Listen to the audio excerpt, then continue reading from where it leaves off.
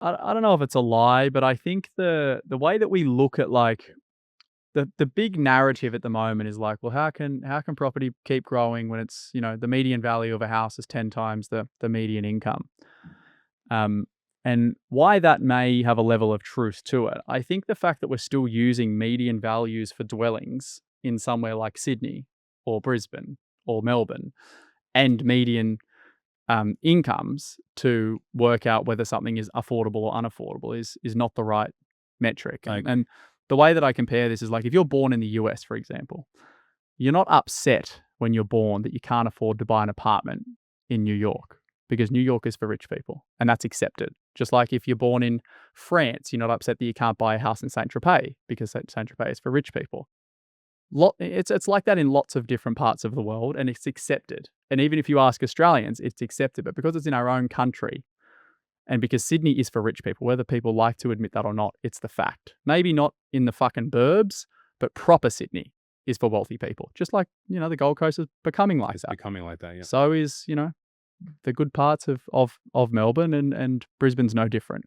So people need to realize that we're in one of the best countries in the world, and it attracts a lot of wealthy people who want to be here, and a lot of people who have a lot of wealth. So by saying, oh, the median value is 10 times the median income, you can say the same thing in New York, but it's like, do you reckon New York real estate is going to continue to grow? Of course it is. It's a global real estate market, and there's a finite amount of it.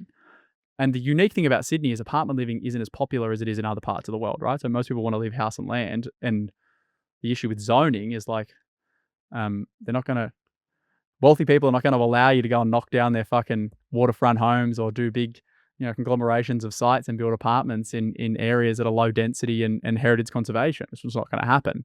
So people just need to get with the times. Yeah. I think people need to get their expectations in check, because like you look at Gold Coast as an example. Like I know people that used to rent in Palm Beach that now rent a half an hour away because they can't afford Palm Beach anymore, as an Mm. example. And that person has to either set their expectations differently and go, okay, this is what I'm willing to accept, or I got to make a serious change in my life on how to become rich or how to earn more money so I can be in that area. And I feel like there's this shift happening, um, where people used to be able to afford something, and within 5 years, that's out of reach, right? And people need to get very comfortable with that idea of going, you know what, it's going to be the haves and the have-nots. And I've been saying this for a long time, and a lot of people don't like this, and you get smashed in the comments for it because of socialism, and yeah, but that's not fair. But what is fair? You know? It's not fair for who, though? Yeah. Like, who is it not fair for? Yeah. Well, I mean, but this is the thing, right? Like there's a lot of, like, you look at every second article, it's about, oh, it's not fair because I'll never be able to own a property again. It's 10 times harder than when my parents bought, as an I example. get that now. It's like, oh yeah, you couldn't do what you did 10 years. Like I started 10 years ago, and it's like, oh, it's changed dramatically since then. It's like, it's fucking no different. Yeah. It's no different at all.